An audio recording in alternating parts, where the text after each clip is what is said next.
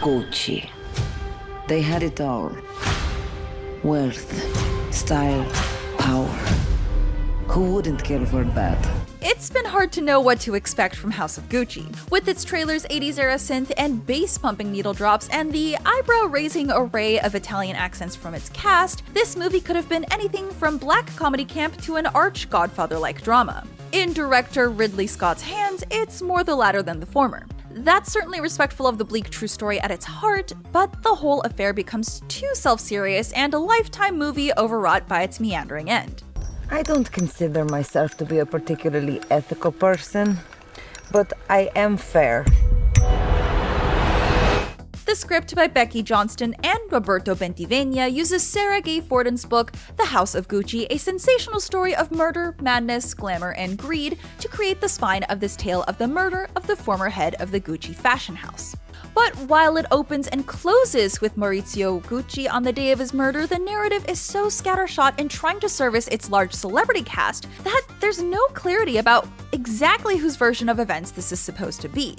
The most successful part is the first 45 minutes, during which Scott presents the snappy, romantic, and sexy coming together of Patrizia Reggiani and Maurizio in 1970. It's an unexpectedly sweet way to open the film and gives us a sympathetic appreciation for both Patrizia and Maurizio when they meet cute at a mutual friend's party. Adam Driver offers us a delightfully and unexpectedly socially awkward Maurizio, which is a perfect catnip to Lady Gaga's confident yet modest Patrizia. Their polar opposite character vibes make for a charming and, for a moment, smoldering hot courtship that grounds the characters and our feelings about them before they take on his Gucci relatives.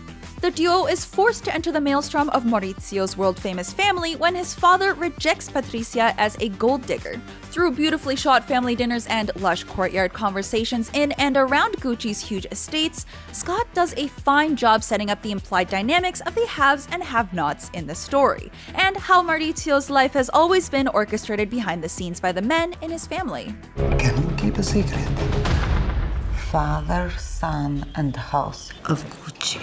However, Patrizia prods him to accept an offer from his uncle Aldo, played by Al Pacino, to come back to the family. Pacino is surprisingly measured as he authentically plays the domineering Italian aging alpha male. Maybe it's because Scott does such a good job in the first act getting the audience behind Patrizia and Maurizio, but it doesn't make a lot of sense when Patrizia suddenly asserts herself as a charming but opportunistic shark. It's time to take out the trash.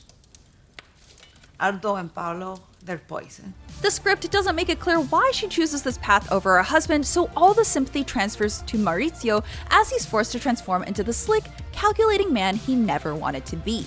They're my family. So am I.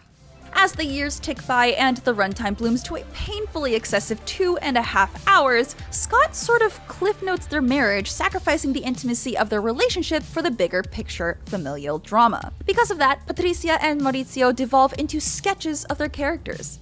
As the relationship disintegrates, Patrizia becomes an emoting machine, erupting with jealousy or anger. While Gaga makes the most of some campy, quotable scenes, it never feels as organic of a performance as it did in the start. And boy oh boy, what to say about Jared Leto. He makes the weirdest choices possible playing sad sack cousin Paolo. Buried in prosthetics, makeup, and wigs, Leto certainly makes the pitiable, talentless cousin a scene stealer. You are Gucci, you need to dress the part. It's chic. But not in a good way. He does liven up the more boring parts of the second and third acts, but a little of his Italian hand-throwing and bizarro accent goes a long way. All that means that the last hour of House of Gucci is a pretty joyless affair, leading to a cold and unfeeling climax before it ends abruptly and without any drama, which is beyond underwhelming.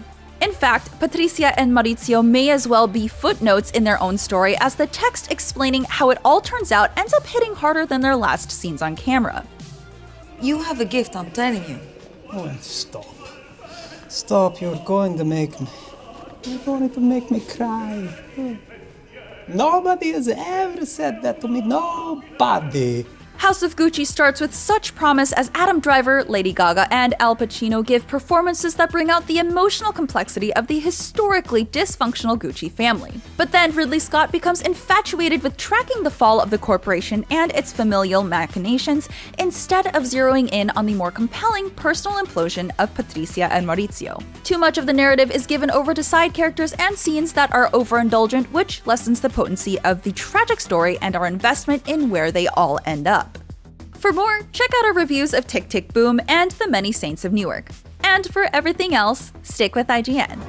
Who is making this stuff? Who's allowing this to happen? As far as fakes go, they're pretty good. I mean, I'd buy them.